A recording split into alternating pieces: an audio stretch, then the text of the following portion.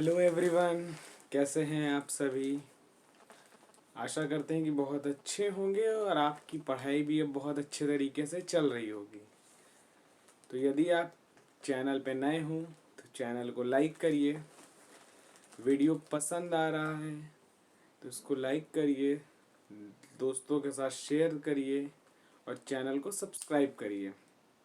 तो आज जो हमारा विषय है, मोस्ट इम्पॉर्टेंट टॉपिक है, जो कि जैन धर्म के बारे में है। जैसे कल हमने बौद्ध धर्म और गौतम बुद्ध पे चर्चा की थी, आज जो हमारा विषय है जैन धर्म और इनके जो तीर्थंकर हैं 24, और जैन धर्म की उत्पत्ति कैसे हुई। आपको पता होगा कि ये सारे चीज़ों के बारे में अब हम बताएंगे इसके एक एक टॉपिक पे। और आपको पता होगा जो जैन धर्म है और जो बौद्ध धर्म है, जो 6ठी शताब्दी ईसा पूर्व, जो जैन और बौद्ध धर्म है, इनका जो उदय हुआ था, क्यों उदय हुआ था। जो कर्मकांड बड़े लेवल पे था, लोगों में ऊंच नीच का भाव था, जातीय भेद था जो लोगों में, तो उन सभी चीज़ों को दूर करने के लिए बौद्ध और जैन दो धर्म उभरे। और इन लोगों, ये जो धर्म थे, ये सभी को समान भाव से देखने के उद्देश्य था इनके धर्म का। तो आज हम बात करेंगे जैन धर्म के बारे में। इसके पहले हमने बात की है बौद्ध धर्म के बारे में। यदि आपने वीडियो नहीं देखा है तो उसको देखिएगा, उसमें सारी चीज़ों को हमने एक ही वीडियो में कंपाइल किया है। आप उस वीडियो को देखने के बाद किसी भी एग्ज़ाम में कोई भी क्वेश्चन आए गौतम बुद्ध के बारे में, आप देखिएगा, उसके बाहर नहीं जाएगा। हमने कुछ भी छोड़ा नहीं है, पूरा प्रयास है कि आपके एग्ज़ाम में सारी चीज़ें मिलें आपको। उसी तरीके से आज हमने जैन धर्म के बारे में सारे पहलुओं को टच किया है और सारी चीज़ें आपको बताई जाएंगी। ठीक है, तो चलिए फिलहाल हम अपने विषय पे बात करें। और अब आपका एग्ज़ाम बहुत नज़दीक है, इसलिए पढ़ाई में गति बनाए रखिए। जो हम टॉपिक देते हैं उसको आप खुद भी क्वेश्चन ढूंढा करिए, रिवीजन किया करिए, क्योंकि बहुत इम्पोर्टेंट है। सिलेक्शन चाहिए तो पढ़ना पड़ेगा, इसलिए चलिए पढ़िए अपना, और जो टॉपिक दे रहे हैं उसको कवर करते चलिए। आइए हम अपने विषय पे चलते हैं, जो आज का हमारा विषय है। सबसे पहला जो हम बात करेंगे जैन धर्म के बारे में। जैन धर्म जो है, इसके प्रवर्तक ऋषभ देव को माना जाता है। किसको माना जाता है? ऋषभ देव को। जैन धर्म के प्रथम तीर्थंकर जो थे ऋषभ देव, जिनको आदिनाथ भी कहते हैं, वही जैन धर्म के संस्थापक हैं। ठीक, उनका जो जन्म था, जो हुआ था, वो अयोध्या में हुआ था। कहाँ पे हुआ था? तो अयोध्या में हुआ था। ठीक है, ध्यान रखिएगा। आज हम इसमें 24 तीर्थंकर जो आपके हैं उन पे भी चर्चा करेंगे, जो इम्पोर्टेंट है। देखिए, हमारा उद्देश्य आपको रटाना नहीं है, तो शुरू से जो स्टार्टिंग के 7-8 हैं और लास्ट के, ताकि आपके एग्जाम में जो इम्पोर्टेंट है तीर्थंकर, उनसे जो चीज़ पूछ रहा है वो डायरेक्ट आपको यहाँ से मिल जाए। ठीक है, तो हम बात करेंगे जो पहले तीर्थंकर थे, इनका जन्म अयोध्या में हुआ था। साथ ही इनके साथ ही 5 तीर्थंकर ऐसे थे जिनका जन्म अयोध्या में हुआ था। टोटल 5 तीर्थंकरों की जो जन्म स्थली है वो अयोध्या है। तो आदिनाथ का जो जन्म है, ऋषभ देव जिनको कहते हैं, उनका जन्म अयोध्या में हुआ। इनकी जो माता थी उनका नाम था मरु देवी, और जो इनके पिता थे नाभि राय। ऋषभ देव के पिता का नाम था नाभि राय और माता थी मरु देवी। ठीक है, ध्यान रखिएगा इस चीज को। जो अगले इसके साथ ही हम बात करें और तीर्थंकरों की, तो नाम ध्यान लिएगा। ऋषभ देव, दूसरे हैं अजीत नाथ, इनका भी जो जन्म था वो अयोध्या में हुआ। तीसरे हैं आपके संभवनाथ। फिर नेक्स्ट अभिनंदन नाथ जी। नेक्स्ट है सुमित नाथ, पद्म प्रभु। फिर है आपके सुपार्श्वनाथ, चंद्र प्रभु। ठीक, सुविधिनाथ। नेक्स्ट है आपके शीतलनाथ। कौन है? शीतलनाथ। अब बात करें 18वें तीर्थंकर, ये स्टार्टिंग के आपके 8-10 ठो हैं और शेष आपके इसमें नीचे ही लिखे हुए हैं। ठीक है, ध्यान रखिएगा। 18वें जो तीर्थंकर है उनका नाम है मल्लीनाथ। 19वें है उनका नाम है मुनि सुव्रत। क्या नाम है? मुनि सुव्रत। मल्लीनाथ के बाद मुनि सुव्रत। नेक्स्ट है आपके नेमिनाथ। ठीक है, याद रखिएगा। 20वें तीर्थंकर है नेमिनाथ। 21वें अरिष्ट नेमि। 22वें है अरिष्ट नेमि। 23वें है पार्श्वनाथ। कौन है 23वें? पार्श्वनाथ। और जो 24वें तीर्थंकर है महावीर स्वामी। ठीक है, ध्यान रखिएगा। जो महावीर स्वामी थे, इनके पहले भी एक तीर्थंकर है, बहुत इंपॉर्टेंट है, पूछता है कभी कभी, पार्श्वनाथ। ये 23वें तीर्थंकर हैं जैन धर्म के। इनका जो जन्म था कहाँ पे हुआ था? बनारस में हुआ। इनके पिता का नाम था अश्वसेन और जो इनकी माता थी उनका नाम था वामा देवी। इनकी पत्नी जो थी उनका नाम था प्रभावती देवी। ध्यान रखिएगा। इनको जो ज्ञान प्राप्त हुआ था संवेद शिखर पे प्राप्त हुआ था। ध्यान रखिएगा, संवेद शिखर। जो इनके अनुयायी हैं उनको क्या कहा जाता है? तो निर्ग्रंथ, निग्रंथ कहा जाता है। जो पार्श्वनाथ के अनुयायी थे, जो इनके शिष्य थे, उनको निग्रंथ कहा जाता है। अब हम बात करेंगे महावीर स्वामी के बारे में। जैन धर्म के 24वें तीर्थंकर, इनको वास्तविक संस्थापक कहा जाता है। मेरी बातों को ध्यान रखिएगा। संस्थापक यदि आपसे पूछे तो आप ऋषभ देव को बात टिक करेंगे, और वास्तविक संस्थापक पूछे तो आप जैन धर्म के जो 24वें तीर्थंकर महावीर स्वामी हैं उन पे आप टिक करेंगे। ठीक है। इनके बचपन का नाम क्या था? तो वर्धमान था। क्या नाम था इनके बचपन का नाम? वर्धमान था। इनके पिता का नाम सिद्धार्थ था। इनकी माता का नाम त्रिशला था। जो पिता थे इनके, वो कौन थे? तो इनके पिता वज्जी संघ के थे, और जो इनकी माँ थी वो लिच्छवी वंश जो चेटक थे उसकी बहन थी। लिच्छवी वंश के जो राजा चेटक थी उनकी बहन थी त्रिशला। इनकी पत्नी का नाम यशोदा था। इनकी पुत्री जो थी उसका नाम था अड़ोज्या या प्रियदर्शना। ठीक है। इनका जो दामाद था उसका नाम था जमाली, और यही पहला शिष्य भी था महावीर स्वामी का। जो इनका दामाद था जमाली, वही पहला शिष्य था। ठीक है। अगली यदि हम बात करें, जो इनको ज्ञान प्राप्त हुआ है वो जम्भी ग्राम में प्राप्त हुआ है। जम्भी ग्राम के पास जो साल्व वृक्ष के नीचे हुआ है। ठीक है। ऋजुपालिका नदी के पास साल्व वृक्ष के नीचे जम्भी ग्राम में इनको ज्ञान प्राप्त हुआ है। किस वर्ष में प्राप्त हुआ है? तो 30 वर्ष में प्राप्त हुआ है। गौतम बुद्ध को किस वर्ष मैंने बताया था? तो 29 वर्ष प्राप्त बताया था, याद है आपको? हाँ, तो ध्यान रखिएगा। इनको 30 वर्ष की आयु में ज्ञान प्राप्त हुआ है। अब इनकी यदि हम बात करें, जो इन्होंने उपदेश दिए, प्रथम उपदेश इन्होंने क्या कहाँ दिया है? तो राजगृह में दिया है। ठीक है। क्या कहाँ दिया है? राजगृह में प्रथम अपना इन्होंने उपदेश दिया है। बात करें इनको निर्वाण कहाँ प्राप्त हुआ? तो पावापुरी में। कहाँ पे इनको निर्वाण प्राप्त हुआ था? तो पावापुरी में हुआ था। ध्यान रखिएगा। और इनकी जो मृत्यु हुई थी 1527 में। जन्म कब हुआ था महावीर स्वामी जी का? तो 500 आपका 99 BC में हुआ था, और 540, कहीं कहीं 599 है और कहीं कहीं 540 है, तो दिमाग में रखिएगा। जो आपको विकल्प मिले उसको टिक कर लीजिएगा। तो इनका जन्म 599 BC ऑब्लिक 540 कर लीजिए आप। ठीक है, ऑब्लिक करके लिख लीजिए क्योंकि दोनों पूछता है। और इनकी जो मृत्यु है वो 527 BC और कहीं कहीं पे 468 BC है। ठीक है, याद रखिएगा। ओवरऑल ये 72 वर्ष की आयु में इनका निधन हो गया था। मृत्यु इनकी हुई 72 वर्ष की आयु में। अब हम बात करें जो जैन धर्म के त्रिरत्न हैं, कौन से हैं? सम्यक ज्ञान, सम्यक वाक, सम्यक दर्शन। क्या है? सम्यक ज्ञान, सम्यक दर्शन, सम्यक चरित्र। फिर से सुनिएगा, सम्यक ज्ञान, सम्यक दर्शन, सम्यक चरित्र। ठीक है, ध्यान रखिएगा। हमने गौतम बुद्ध के बारे में जब बताया था तो बौद्ध धर्म के त्रिरत्न क्या बताए थे? बुद्धम शरणम गच्छामि, धम्मम शरणम गच्छामि, संघम शरणम गच्छामि। बौद्ध धर्म के त्रिरत्न थे। आप एक बार रिवीजन भी करते हुए चलिएगा यदि आपने नोट किया है तो। और आज हम बता रहे हैं जो जैन धर्म के त्रिरत्न है वो कौन है?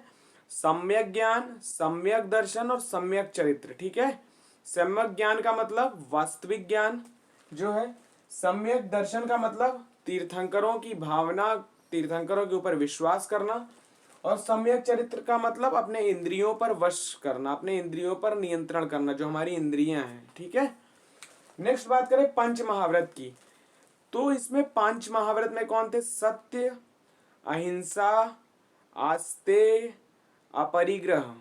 क्या है? संत, अहिंसा, अपरिग्रह, आस्ते और ब्रह्मचर्य। आप मेरे साथ एक बार बोलने का प्रयास करिए। सत्य, अहिंसा, आस्ते, अपरिग्रह और ब्रह्मचर्य। आप बोलेंगे तभी आपको समझ में आएगा, तभी याद होगा आपको। इसीलिए लगातार बोलने से होता क्या है कि आपका रिवीजन बहुत तेज होता है। तो आप बोलिए हमारे साथ और एक नोटबुक और पेन लेके बैठिए, जैसा कि मैं बार बार कहता हूँ, लेके बैठिए आप। तो एक बार फिर से रिवीजन करिए। पंच महाव्रत कौन से थे? सत्य, अहिंसा, आस्ते, अपरिग्रह, ब्रह्मचर्य। सत्य में क्या था? कभी झूठ ना बोलना। आस्ते में क्या था? कभी चोरी ना करना। ठीक है। अहिंसा में क्या था? कभी हिंसा नहीं करना। और आपका जो अपरिग्रह है, जितनी जरूरत है उतने में ही रहना, अधिक संग्रहण ना करना। और ब्रह्मचर्य, ब्रह्मचर्य का मतलब है सादा जीवन जीना, एक तरह से सन्यासी जीवन जीना, संयमित जीवन जीना, वो था आपका ब्रह्मचर्य। ठीक है। जो पहले जो थे वो 4 महाव्रत थे। जो महावीर स्वामी ने आए तो उन्होंने ब्रह्मचर्य को शामिल किया, तो 5 महाव्रत हो गए। 5 महाव्रत कौन से हैं? सत्य, अहिंसा, आस्ते, अपरिग्रह, ब्रह्मचर्य। सत्य, अहिंसा, आस्ते, अपरिग्रह, ब्रह्मचर्य। ठीक है। चलिए अगले पे बात करें। तो जैन धर्म के दर्शन क्या क्या हैं? स्यादवाद, अनेकांतवाद और अनीश्वरवाद। एग्जाम में पूछता है जैन धर्म के दर्शन क्या क्या हैं, तो इस चीज को ध्यान रखिएगा। स्यादवाद, अनेकांतवाद और अनीश्वरवाद क्या क्या होता है, ध्यान रखिएगा। तो हम बात करेंगे स्यादवाद के बारे में सबसे पहले। ठीक है। स्यादवाद में क्या है? ज्ञान विभिन्न परिस्थिति में, विभिन्न काल में, अलग अलग समय में अलग अलग होता है। जैसे आप बच्चे हैं तो ज्ञान आपका अलग है, बड़े हुए तो अलग है। तो विभिन्न समय, विभिन्न कालों में आपके ज्ञान में परिवर्तन होता है। और इसे ही सप्तभंगीय सिद्धांत भी कहते हैं। ज्ञान समय के साथ परिवर्तित होता चलता है, ज्ञान आपका बढ़ता चलता है। ठीक है। इसे ही सप्तभंगी सिद्धांत कहते हैं और यही आपका स्यादवाद है। पूछता है एग्जाम में, याद कर लीजिएगा, इंपॉर्टेंट लगा लीजिएगा। नेक्स्ट बात करें अनेकांतवाद। तो अनेकांतवाद क्या आता है कि पूरा ब्रह्मांड, पूरे ब्रह्मांड जो है हमारा, इसमें क्या कहता है? पूरा ब्रह्मांड जो है, सभी चीजें भिन्न भिन्न है। जो पूरे ब्रह्मांड में जीव हैं, सभी जीव भिन्न भिन्न है। मतलब हम हैं, अन्य जो जीव जंतु हैं, सारी चीजें भिन्न भिन्न हैं। जो हमारा पूरा ब्रह्मांड है, ध्यान से सुनिएगा। थोड़ा सा आपको समझने में प्रॉब्लम हो सकती है, लेकिन आप वीडियो यदि ध्यान से देखें तो आपको समझ में आएगा। तो ध्यान दीजिएगा। ठीक है। अब हम बात कर रहे हैं अनेकांतवाद के बारे में। अनेकांतवाद क्या है? सारे ब्रह्मांड में सारे जीव भिन्न भिन्न हैं, सभी आत्माएं भिन्न भिन्न हैं। क्या है? सभी जीव भिन्न भिन्न है, सभी आत्माएं भिन्न भिन्न है, सभी के ज्ञान भिन्न भिन्न है। ठीक है। इसमें जो है, ये इसका कहने का मतलब है कि आत्मा परिवर्तनशील है। ठीक है। जो सभी जीव हैं, सभी जीव की आत्मा भिन्न भिन्न है, सभी का अनुभव भिन्न भिन्न है। और जो सभी जो आत्माएं हैं ये परिवर्तनशील हैं। ठीक है। ध्यान रखिएगा। अनेकांतवाद में सभी आत्माएं परिवर्तनशील है, ऐसा कहता है। ठीक है। अगली बात करें अनीश्वरवाद की। तो जैन धर्म ईश्वर में विश्वास नहीं रखता, ध्यान रखिएगा। जैन धर्म का कहना है कि जो सृष्टि है, जो ब्रह्मांड है, वो सतत है, वो आदि काल से चल रहा है, अनंत काल तक रहेगा। ये ईश्वर की सत्ता, यहाँ पे ईश्वरीय सत्ता को एक तरह से नहीं मानते हैं। जैन धर्म जो है ईश्वरीय सत्ता में विश्वास नहीं रखता। ये कहता है कि जो जीव सृष्टि चल रही वो आदिकाल से चल रही और अनंत तक चलती रहेगी, सतत प्रक्रिया है, ये चलती रहेगी। अनिश्वरवादिता ये कहता है। ठीक है। तो अब ध्यान रखिएगा। ठीक। यदि अब हम बात करें जो जैन धर्म की शिक्षाएं हैं, जैन धर्म की शिक्षा में क्या कहता है? संसार दुख मूलक है, संसार सुख नहीं है। संसार जो है वो दुख मूलक है। और इस संसार से जो हमारा दुख है, इससे तभी हम पार पा पाएंगे जब हम मोक्ष को प्राप्त करेंगे। और मोक्ष कैसे मिलेगा? जब हम संसार की मोह माया को त्याग देंगे, संन्यास जीवन को धारण कर लेंगे एक समय के बाद, जो ब्रह्मचर्य होता है, तभी जो हम मुक्त हो पाएंगे, जीवन और मरण के ये बंधन से मुक्त हो पाएंगे, तभी हम मोक्ष को प्राप्त कर पाएंगे। ऐसा जैन धर्म कहता है कि जो पूरा संसार है ये दुखमय है, हर व्यक्ति दुख पे पीड़ित है। किसी को पैसे का दुख है, यदि कोई बीमारी है तो उसको बीमारी का दुख है, सबके किसी के पास सब कुछ है तो उसको शारीरिक दुख है। मतलब हर व्यक्ति का अपना दुख है, हर चीज का। कोई आ रहा है, कोई जा रहा है, कोई परेशान है, कोई अपने से परेशान है, कोई दूसरों की खुशी से परेशान है। है कि नहीं है? आज के समय में यही चीज है, मतलब पूरा संसार दुख में है, ऐसा जैन धर्म कहता है। और इससे यदि हमें निकलना है, जन्म और मरण के बंधन से मुक्त होना है, तो हमें मोक्ष प्राप्त करना होगा। और मोक्ष प्राप्त करने का जो साधन है वो सन्यासी जीवन, और हमें मोह माया से ऊपर उठना होगा। ठीक है, तो ध्यान रखिएगा, जैन धर्म की ये मूल शिक्षाएं हैं। अब हम बात करते हैं, नेक्स्ट चलते हैं। तो जैन धर्म के जो संघ की स्थापना, जो जैन संघ है इसकी स्थापना किसने किया था? तो महावीर स्वामी ने ही जैन संघ की स्थापना किया था, याद रखिएगा। ठीक है, अब इसमें बात करें हम, जो जैन संघ है इसमें जब महावीर स्वामी की मृत्यु हो गई तो सुदर्शन, जिनका नाम है सुदर्शन जो है, वो सुदर्शन जो है वो अध्यक्ष बने थे जैन संघ के। महावीर स्वामी की मृत्यु के बाद सुदर्शन है उनको वो अध्यक्ष बने थे। अब हम बात करेंगे जैन जो संघ है उनकी संरचना कैसे आई है, सबसे ऊपर कौन है, उस श्रेणी में सबसे नीचे कौन है। तो आइए देखिए, जो सबसे ऊपर इसमें हो, सबसे नीचे श्रावक और श्राविका, सबसे लास्ट जो रेंज है वो श्रावक और श्राविका कौन होते हैं? जो गृहस्थ जीवन में रहते हुए जो जैन धर्म को अपनाते हैं वो श्रावक और श्राविका होते हैं।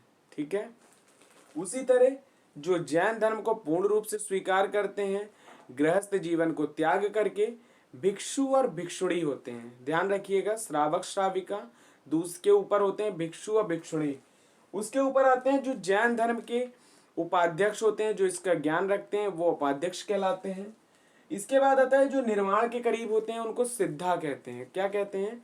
जैन धर्म में जो निर्माण के करीब होते हैं उनको सिद्धा कहते हैं। ठीक है, और बात करें तीर्थंकर की, जो अवतार पुरुष होते हैं, जैसे जो 24 तीर्थंकर हैं, जो तीर्थंकर हैं वो अवतार पुरुष हैं। ठीक है, तो याद रखिएगा, सबसे ऊपर तीर्थंकर, उसके बाद सिद्धा, ध्यान रखिए, फिर उसके बाद उपाध्यक्ष उसके नीचे आते हैं, फिर उससे नीचे जो आपके आते हैं वो आते हैं आपके भिक्षु भिक्षुणी, और सबसे लास्ट जो रहता है वो श्रावक और श्राविकाएं। ठीक है, बात करें इसमें निष्क्रमण क्या होता है, तीन प्रयोग कुछ इंपॉर्टेंट शब्द हैं, ध्यान रखिएगा। निष्क्रमण, निष्क्रमण, तो जैन संघ में जो प्रवेश संस्कार होता है इसमें कोई भेदभाव नहीं किया जाता, इनके जो प्रवेश इसका है उसे ही बोलते हैं निष्क्रमण। अगली बात करें चंदना, जो भिक्षुणी संघ की इस अध्यक्ष हैं उनको क्या बोलते हैं? चंदना। और जो श्राविका संघ की अध्यक्ष है उन्हें चेलना बोलते हैं। ध्यान रखिएगा, भिक्षुणी संघ की अध्यक्ष को क्या बोलते हैं? चंदना। और जो श्राविका संघ की अध्यक्ष है उनको क्या बोलते हैं? तो चेलना। याद रखिएगा, पूछता है बार बार चेलना कौन क्या है जैन धर्म में, और आपका पूछता है चेलना क्या है और चंदना क्या है, तो ध्यान रखिएगा। ठीक है, अब हम बात करें जैन संगीतियां, जैसे बौद्ध संगीतियां हुई थी 4, आपको पता है ना, पिछले बार हमने बताया था, प्रथम द्वितीय तृतीय चतुर्थ। नहीं पता है तो आप एक बार वीडियो देखिएगा तो आपको रिवीजन होगा। अब बात करेंगे जैन संगीतियां भी हुई थी, बौद्ध संगीतियां 4 हुई थी और जैन संगीतियां 2 हुई थी, तो दोनों पे बात करें। प्रथम जैन संगीति हुई थी, कहाँ पे हुई थी आपकी? तो पाटलिपुत्र में हुई थी, 300 ईसा पूर्व में हुई थी। और अध्यक्ष कौन थे इसके? तो स्थूलभद्र थे। कौन थे? स्थूलभद्र। द्वितीय बौद्ध संगीति जब हुई थी 512 ईसा पूर्व में हुई थी, वल्लभी गुजरात में हुई थी। अध्यक्ष इसके कौन थे? तो क्षमा श्रवण। जो प्रथम बौद्ध वो जैन संगीति थी उसमें श्वेतांबर और दिगंबर संप्रदाय में जैन धर्म बढ़ गया, विभाजन हो गया जैन धर्म का, श्वेतांबर और दिगंबर। आगे हम बात करेंगे श्वेतांबर और दिगंबर के बारे में। ठीक है, तो प्रथम बौद्ध जैन संगीति कहाँ हुई थी? तो कब हुई थी आपकी? तो ये 300 ईसा पूर्व में हुई थी, पाटलिपुत्र में हुई थी, अध्यक्ष स्थल स्थूलभद्र थे। ठीक है, द्वितीय बौद्ध जैन संगीति कहाँ पे हुई थी? तो द्वितीय जैन संगीति आपकी हुई थी पाटलिपुत्र में, वल्लभी गुजरात में हुई थी। ध्यान रखिएगा, कब हुई थी? तो 512 में हुई थी। पहली कब हुई थी? तो 300 ईसा पूर्व में हुई थी। द्वितीय वाली 512 में वल्लभी गुजरात में हुई थी। और इसमें क्या था? जो जैन संकलन है, जैन जो ज्ञान जातक कथाएं हैं उनका संकलन हुआ था। ठीक है, ध्यान रखिएगा। अब बात करते हैं श्वेतांबर और दिगंबर। थोड़ा सा ध्यान रखिएगा, श्वेतांबर और दिगंबर के बारे में पूछता है। श्वेतांबर वो थे जब मगध में अकाल आया था तो ये वहीं पे बस गए थे, जहां पे अकाल था तो ये वहीं रह गए, तो वे श्वेतांबर कहलाए। और जो वहां से हट गए थे दक्षिण भारत आ गए थे, वो दिगंबर कहलाए। जो श्वेतांबर हैं ये वस्त्र धारण करते हैं, जो दिगंबर हैं ये जो है इतनी दिशाओं को ही वस्त्र मानते हैं, यानी ये निर्वस्त्र रहते हैं। जो दिशाएं हैं उन्हें ही वस्त्र मानते हैं। जैन धर्म हमेशा एक्सट्रीम की बात करता है, ठीक है। तो इसी में जो दिगंबर हैं और श्वेतांबर, आइए उन पर चर्चा करते हैं, ठीक है। देखिएगा, जो महावीर स्वामी को विवाहित मानते थे वो कौन है? श्वेतांबर हैं। जो महावीर स्वामी को अविवाहित मानते थे वो कौन है? तो दिगंबर हैं, ठीक। दिगंबर एक्सट्रीम की बात करते हैं। अगर आप इस तरीके से चलेंगे तो आपको सारी चीजें याद रहेंगी। श्वेतांबर मध्यम मार्गी हैं और दिगंबर एक्सट्रीम की बात करते हैं। जैसे श्वेतांबर कहते हैं कि जो जैन धर्म है इसमें महिलाएं शामिल हो सकती हैं, लेकिन जो दिगंबर हैं वो कहते हैं इसमें महिलाओं को शामिल नहीं किया जाएगा इस धर्म में, ठीक है। उसी तरह जो इनका है, जो कैवल्य प्राप्त करते हैं उसके बाद भोजन की आवश्यकता होती है, ऐसा श्वेतांबर कहते हैं। लेकिन दिगंबरों का कहना है कि जब कैवल्य यानी पूर्ण ज्ञान प्राप्त हो जाता है तो भोजन की आवश्यकता नहीं होती है, ऐसा दिगंबर का कहना है, ठीक है। उसके बाद साहित्यों पर विश्वास, जो श्वेतांबर हैं ये जैसे जो आपके उपांग हैं, आचरांग, सूत्र हैं, उन सब पे विश्वास करते हैं। जैन संघ के अंग, उपांग ये सारी चीजों पे विश्वास करते हैं। कौन? श्वेतांबर। जो दिगंबर हैं वो जैन साहित्य पे, इन सभी चीजों पे विश्वास नहीं करते हैं, ठीक है। अब इनके कुछ उप संप्रदाय हैं। जैसे हम बात करेंगे श्वेतांबर के जो उप संप्रदाय कौन कौन से हैं, तो ध्यान रखिएगा। सबसे पहला है आपका मूर्ति पूजक, डेरावासी, मध्यम वर्गी, स्थानकवासी, ठीक। उसके साथ डूंडिया और साधु मार्गी। ठीक, कौन कौन से हैं? मंदिर मार्गी, स्थानकवासी, डूंडिया, साधु मार्गी, ठीक है। डूंडिया, स्थानकवासी, और इसके साथ आपके कौन से? मूर्ति पूजक, डेरावासी, मंदिर मार्गी, ये सभी श्वेतांबर के उप संप्रदाय हैं। अब बात करें दिगंबर के उप संप्रदाय की। थेरापंथी, बीसपंथी, गुमानपंथी, उसके बाद कौन से हैं? तोतापंथी, तो आपके तोतापंथी, तीसपंथी, बीसपंथी। फिर से सुनिएगा, जो दिगंबर है इनके उप संप्रदाय कौन है? तीसपंथी, बीसपंथी, गुनामपंथी, तोतापंथी, ठीक है। तो ये सभी जो है दिगंबर के उप संप्रदाय हैं। पूछता है उप संप्रदाय कौन से किसके हैं, तो आप 1 से 2 बार यदि वीडियो देखेंगे तो ही आपको समझ में आएगा, ठीक है। तो अब बात करेंगे ज्ञान, जो इसमें यापनीय संप्रदाय है। एक यापनीय संप्रदाय था, ये क्या था?